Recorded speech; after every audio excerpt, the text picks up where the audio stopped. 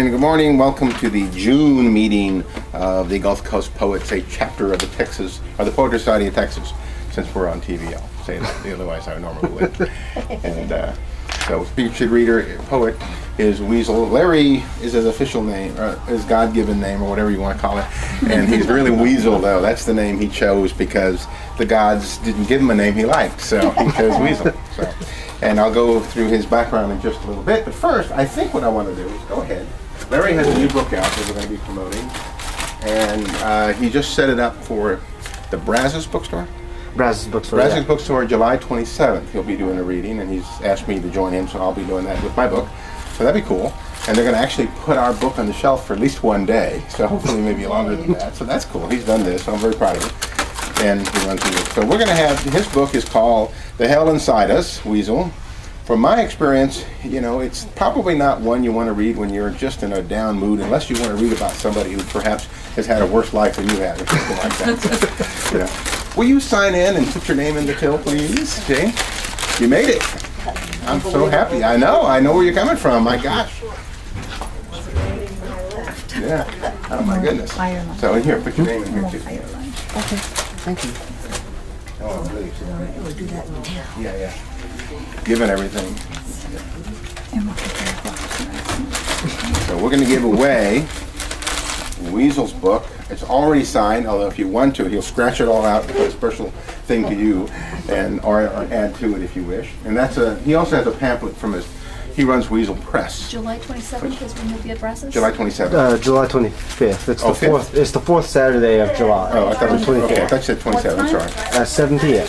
Yeah, 7 p.m. And it'll be Brazos bookstore. And he's trying to set up a thing at Blue Willow? Yeah, we're trying to get Blue Willow for the second Saturday of August. I just have to go down there and drop off copies of our books and actual press kits. Yeah, we've got a little press kit, An hour and a half. even for me and all that good stuff. Okay, Mary. And we're going to give a free treat away, too, as part of this. So, a chocolate-covered graham cracker. So let's see who gets... We should have put Anne's name in here, because I bet she'd win. Jane, is that your name? Yes. That's you. You have won the book and the treat. Yes, and chocolate. Thank you. Can you join us for lunch by any chance? Yes, sir. We're going to go to King Food, if that's all right. You know where that is? Yes. I know. But it's, you know, we're going to, well, there's things there we can always deal with, so that'll be all right. So I'm going to take your name out of the till as we go through and walk through the book. First of all, I know some people, I'm not sure who did Texas Poetry Calendar. Who did anybody? You made it in. You made it in. Hey, Louisa, did you make it in? No, I didn't submit. Anyway, you made it in. Fantastic. Under your pseudonym? Okay, very good. I figured you would too. So we got that. So we got Jane. Put her. You have to spell it for her. Your pseudonym. Oh. Nom de plume. Junwa? Oh wait, what is this one? She's gonna put it in the minutes. Oh, okay. For Texas Poetry Calendar. CHOONWHA Moon. Okay, and then the Metabolist Press, Houston Nature. I know a few members got in there. Anybody here? You did, or you did? You made it up. What about you? Did you make it up? No, I didn't. Yeah, I did not. Yeah, well, you know. I know Terry did. Yeah, Terry did. Miller's also in the Texas Poetry Calendar. Terry makes it everything. Yeah. Terry I heard him tell a lady once he writes 700 poems a year, is what he claimed. I'm sitting there. How many does he publish? He publishes a lot. He does because he goes through every venue he can. Yeah, and you know, the Poetry Society of Texas has these monthly, all these contests, and you pay a little fee, but there's just like 100 of them, and he does all of these, every single one, I think. And I saw one year they give you a little medal too, so he got 12 medals, just because it's, you know, and he writes well, but it's also this prolific. It's the Texas, or it's the Austin Poetry Society where you can submit many poems and you get double, you know, it's like Boy Scout badges. Yeah, they have that too, yeah. It's so amazing. Now the Houston Poetry Fest deadline is coming up, and that is, let me see if I can look at my own thing here. That is going to be on, July 15th, it's coming up, and you have to go through submittables to do that. So I know you made it in last year, and you did. And did you make it in last year? I didn't, no. But yeah, I've never made it in there, and I'll go. But Okay. Okay. Today's featured reader is Weasel Patterson. He is a writer and a poet. I know him for a while. I consider him a friend. He is, before you get into the poetry part, he is the publisher of Weasel Press, which is a very ambitious project he's doing. It's wonderful. He's published a lot of people now, and he's putting them stuff together still. He received a BA in literature from University of Houston Clear Lake. He's a child of Dr. John Gorman, I think, is essentially poetical child. And he's part of the poetry scene. He's had appearances on 90.1 KPFT's Living Art, hosted by Dr. Michael Woodson. He's had a full-length poetry collection titled Ashes to Burn through Transcendent Zero Press April last year, or this year. He's released a novella titled Cigarette Burns through Cool Kids Press. He has a second poetry collection, which we just gave away, The Hell Inside Us by Weasel. And he's also appeared in indie documentary titled Something Out of Nothing, directed by Mitchell Dudley. And his got his website, and you also can look up the Weasel Press. You just look it up on Google, it'll show up multiple times. He published a book of my poetry, which I was very pleased with, and we've had some pretty good run with it, and so that's good. It made a preliminary ballot on the Bram Stoker, and it just got a good review in the LSU's Dead Reckonings, so that's good. And so we've been working hard to try to get the Weasel Press brand also well known, so I'm hoping that helps. Anyway, I think you'll enjoy his poetry quite a bit, so I'm going to turn it over.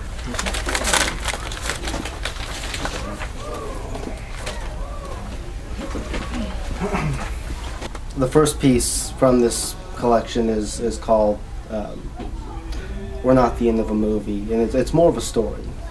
And as long as I can remember, this is how the story goes. I hitched a ride on an airplane, rode it wherever it wanted to go, sat through the pushes and the pulls and the pushes and the pulls, reclined my seat and closed my eyes so I could imagine our story without the words. I didn't have to imagine. Our words never existed. I rode this plane all night long, made a stop in a town I'd never heard of. But when I saw you, I draped my fingers on your surface just like God would if he were still alive today. You were the only one to kickstart my heart with a taser, leaving me wanting badly to return. But when my plane took off into the sky, there was no camera behind me.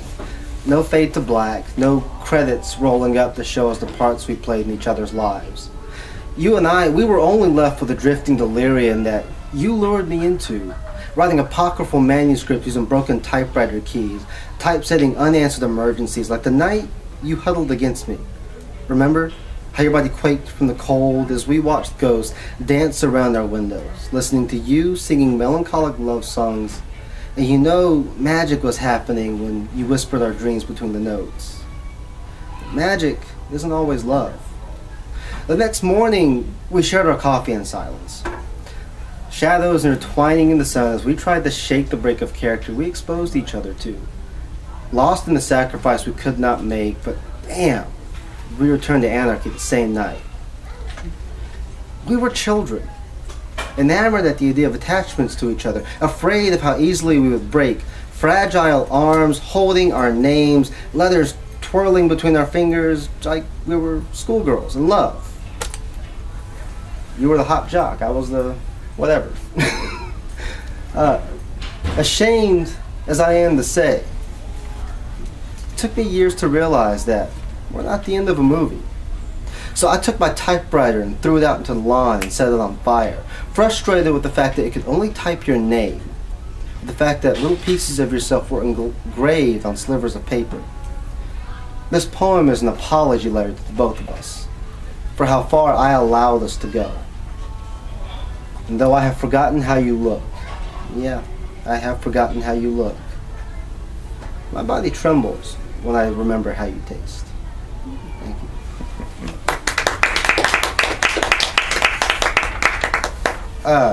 This next one isn't actually in this book, but it's a new piece, and I like to read new pieces. It's called Our Last Days. Where did your mind go before you draped your flesh over smooth linen. The vultures peer through frosted windows, knowing you are empty, that they can vomit up your bones after devouring what you have left behind. They say they eat the eyes first to ensure you don't come back, knowing that there are souls who make it to purgatory and fear what they have become. Ghosts are littered all around us. I wonder if they remember anything. We can all imagine while your breath lingers on the indentions of the mattress, but we already know. We are our own tragedies that haven't burst yet. Little grenades ticking beneath our hearts, waiting for it to pile, for us to make our peace. But we teach ourselves to misunderstand, to confuse, to keep the morning precious because we cannot disturb ourselves, because we are human. Mother of all things, you lay there curves in place because you wanted us to remember the grace you carried with you always. We are to never forget how simple you were, or how the refinement of your character fell from your tips. You were beauty, and we were the followers who could only remember this, never who you were, never your name. We'll bury you tomorrow. You'll grow flowers after the time passes.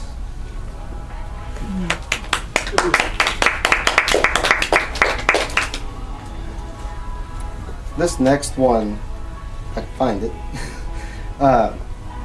This next one is about the time I went up to Ohio. A couple of years ago, I was trying to actually get a job in Ann Arbor, Michigan. And Toledo is only about 30-40 minutes away. So a friend of mine said he'd let me stay at this place and I can go out there and interview. Well, when I was in Toledo, we were driving in the middle of the night. And we got to his street, and it was pitch black. There was nothing there. And there was a drug deal going down. So the moment our lights just sort of hit them, you just see like cockroaches scattered all to the sides. And so that's what this is about. This is called Requiem. There is a comfortable silence in the late hours. A lost peace only the insomniacs understand. Midnight is the apple from the wrong tree, but it is eaten because sacrifice is an addiction only we can explain. A ritual lulling our hearts as we appease the questions that have filled our bellies. Nirvana as it lays.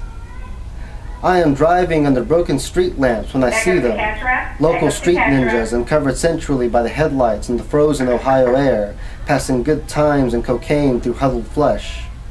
They slowly dissolve into the darkness of the sidewalks, eyes locking as I maneuver my way through them, dreams opening doors painted with paths neither of us wanted to dive into. But he is only a house away, the temptation that has ripped away my personal Eden, waiting for us to follow the stars to their graves so we can be reborn. He is a labyrinth my hands grow anxious to explore. Tonight he is holy, filled with a decadence I have not yet tasted. And this odyssey can only be made once in a person's lifetime. It just so happens we've hated ourselves long enough to drive into the same black hole of freedom. I trudge through the snow with an appetite greater than the dope they are selling to each other, trading personal requiems for quick fixes and pale stories. It is not what I desire, and in all our dreams we come to know this, and we wait to experience it.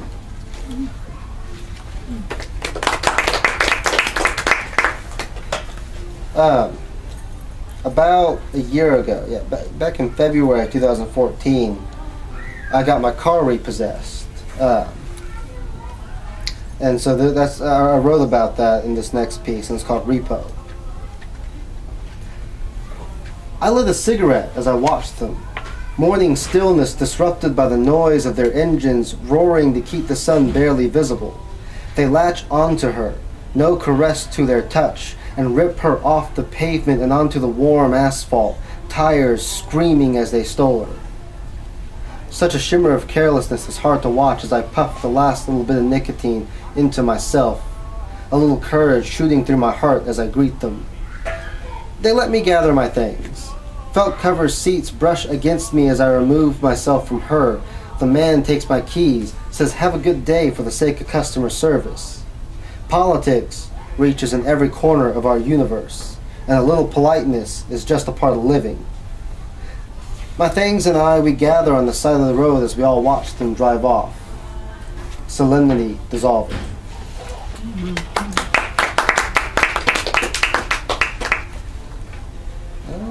Let's see.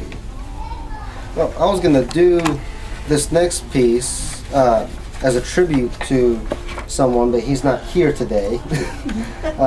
My boyfriend Aaron, he couldn't make it, unfortunately. He's not feeling too well. But I'm going to read it anyways. It's in my old collection that was published through Transcendent Zero Press, Ashes to Burn. The piece is called Revival.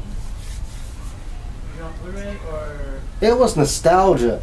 The day you picked up this vagabond and allowed me to hitch a ride like a photograph in your back pocket. We were a revival not yet heard. Had our own dance against... Ugh, I can't talk. We were a revival not yet heard. Had our own dance against our own gospel hymns, and we knew all the good moves. Made it so righteous not a damn soul could say no. You placed a bullet in my chest. I turned it into a seed and gave you the flowers after they grew. Colors never fade when the days are so right. Somewhere there's a revolution happening, and they're playing our romance because it's the only one that's not cheesy yet.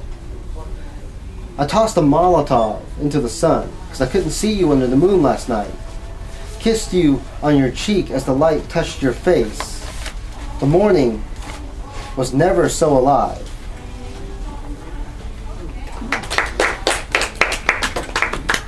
Alright. Next piece I'm going to do is my philosophy. I think this is a fun one. Piggly, wiggly, squiggly winks. What an odd combination of words. I doubt any of you can tell me what it means. And before you jump out of your chair in enlightenment, let me tell you. Yeah, I know what it means. I know what it means because I'm the guy that gave it meaning. That dude that took pen to paper and said that these words are as holy as the Bible itself. No offense. Great Jesus, piggly wiggly, squiggly wings. You see, words are words, stretching from our tongues, meanings outsourced. We are all from a whole other universe. There's still days where we just can't understand each other. We throw our words like knives, expect our skin to get thicker, but our skin isn't strong enough to keep us from falling over the edge. When I was first called a faggot, I felt every letter. That T was the first flesh wound draped across my cheek. I was less of a human, more wandering skin suit dancing panic attacks in the hallways to keep safe. I still remember the cigarette burns on the floors, our unanswered prayers, the ambience to our patience. Piggly flop, piggly drop, piggly stop, nothing. Now, I know there's some questions. You're looking at me like I'm crazy. But it's not crazy to believe that we all collect words. It's just the meanings are from another universe.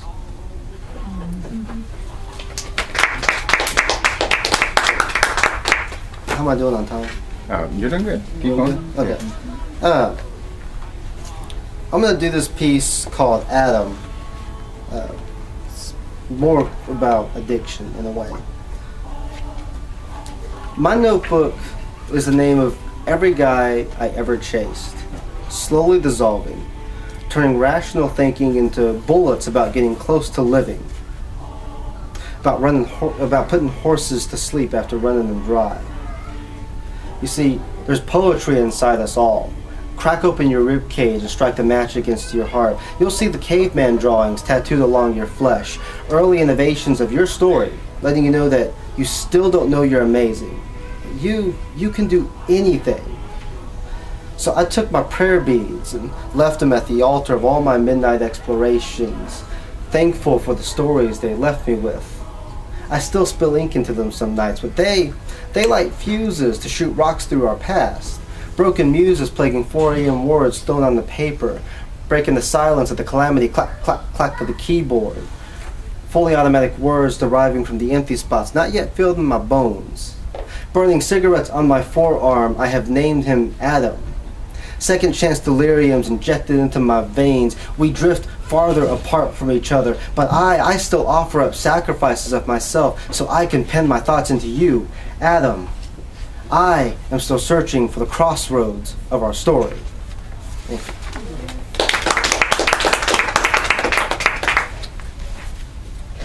see. Let me try and find this here. The next piece I'm going to do is more commentary, I guess you could say. It's called Born Into This. We carry tracking devices in our pockets. Electronic typography drafting GPS coordinates to the next open servers while we order $6 coffee in a big gulp glass to keep our hearts racing, our minds alert with paranoia.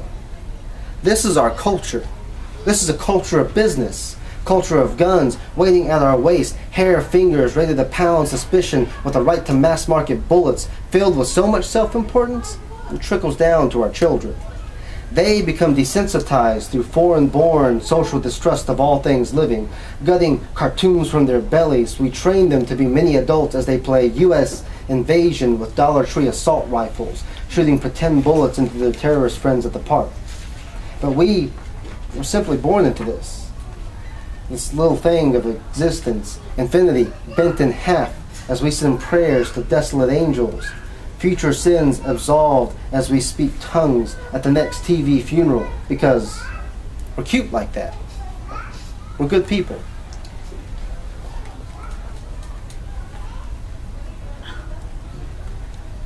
And got one more? Yeah, you can do one it. more? Yeah, Okay. yeah. We just didn't realize we were done. That happens sometimes. Oh. So don't think that. Yeah. Okay, so one more. This is called Absolution. Our words were too small for our hearts. Our stories merged and became unmarried licenses spray painted around the bones of our ring fingers. That was all we could hope for. Matrimony is only a God-given right. I wrote our vows in fire, wore the ashes on my forehead to absolve the sins of my past life before we engraved ourselves into each other. When I proposed to you, you and I, we were criminals tearing at the nature of society. Our love was not human enough. We were not human enough. I never grew into the holiness they had wanted me to become. There was still a guitar left burning that I've yet to hear. I took your hand, etched these words onto your heart because I still sweat nightmares on the good days. And you've been the only one to soothe the grease from my veins, to keep the dissonance alive. Thank you. Very good. Before I go, I just want to put one quick plug out. I have a reading tonight at Nocturne along with David Cowan and Ronnie Yates. Tonight's going to be a little bit of a different reading because it's not me in general. ZM Wise and I are going to be sharing the same stage together. So our time slots are going to be on the same pretty much. And we're going to be doing pieces together. So we'll be, our pieces will be cooperative, I guess. And so that's going to be a cool thing. Yes. How's the light situation? They've moved us from that room into the dining area. I couldn't read. It was really hard to read in that thing. Can you set up a light the last time? It's in a brighter room now, but noisy. Yeah, exactly. So the next thing we have to figure is how to squash the noise. Oasis, remember? Yeah. How loud that place was? Yeah. But the light's not blinding people? No, the light is like this, pretty much.